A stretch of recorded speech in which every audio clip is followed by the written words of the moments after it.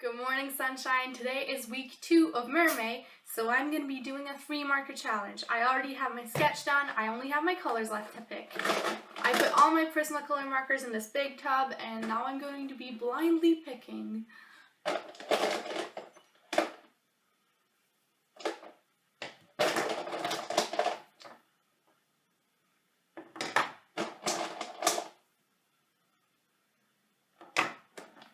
Let's see what we've got.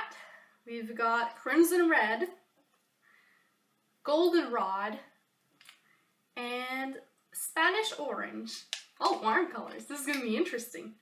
So let's get right into it. I started by quickly swatching the colors to see exactly what I was working with.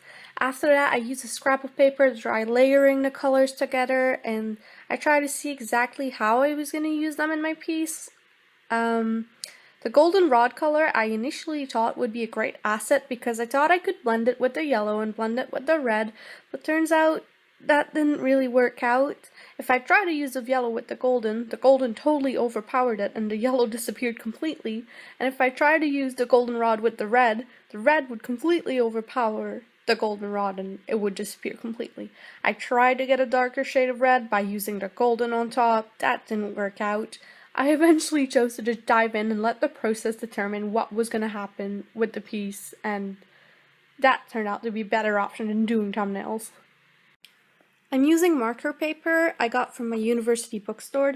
It's called Be Creative from Bee Paper Company. I've never managed to find it online. I don't know, but it was dirt cheap. The quality is so good, and if you find it somewhere, I would definitely recommend getting it. The markers, like I mentioned before, are Prismacolor Premier markers, what I usually use. Like I mentioned in the intro, today is week 2 of Mermay, so I'm going to be drawing yet another mermaid. I realized I never really drawn a mermaid on the surface before. I tend to gravitate towards underwater looking shapes when I'm drawing mermaids, so today was a bit of a double challenge. I really loved the sketch I came up with. I made a little backstory while drawing this. I imagine this mermaid likes to go up to the surface to put the really nice rocks she finds in her Zen garden where she grows trees and plants. And since she blends in with the background and only comes up when the sun is setting, the nearby humans in the town don't notice her, and they think that the rocky corner is just one of God's wonders, or that it's just some odd, unexplained natural phenomenon that all those rocks and odd trees ended up in the same area. I really like magical corners or little spaces that are hidden in plain view and people don't notice. It's just a concept I like, and it comes up in my art and in my writing a lot.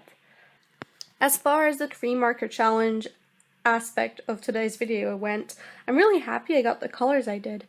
I was apprehensive when I saw they were all warm colors, but I think that since I had limited colors, it really helped that they were all warm because they worked together and it helped the piece be a lot more coherent. I was very lucky too, since I lined my sketch in red color erase pencil before figuring out what the colors were going to be. I love color erase pencils because I don't need to erase them when I'm using markers, and I actually quite like how they blend with the markers and kind of disappear in the piece. But if I had used blue and I had all these warm colors, maybe it wouldn't have looked as nice, so I'm really happy I used red. I tried to start this piece with the markers, only thinking I would do the line art after I put down all the colors, because sometimes when I do the opposite, I get a little too impatient and I go in before the markers have time to dry completely and I smudge everything. Eventually, I was just dying to do the line art, and I just decided to go ahead with it and just be very careful to let it dry. There were no smudging accidents today, which I'm very happy about. I did very good.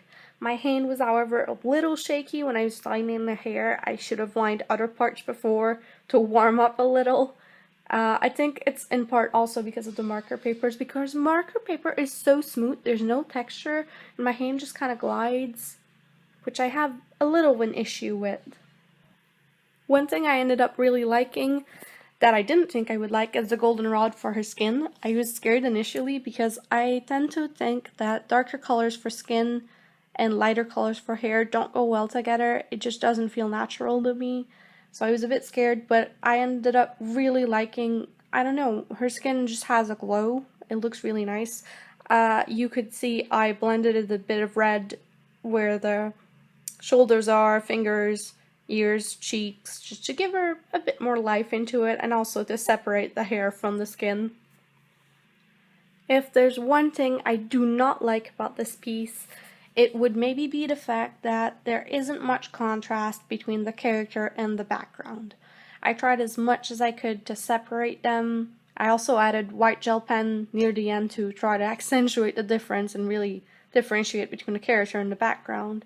But I feel I could have gone, if I could have gone over the entire background with light warm gray, it would have added a certain contrast that would have helped. Since this is a 3-marker challenge, I couldn't do that.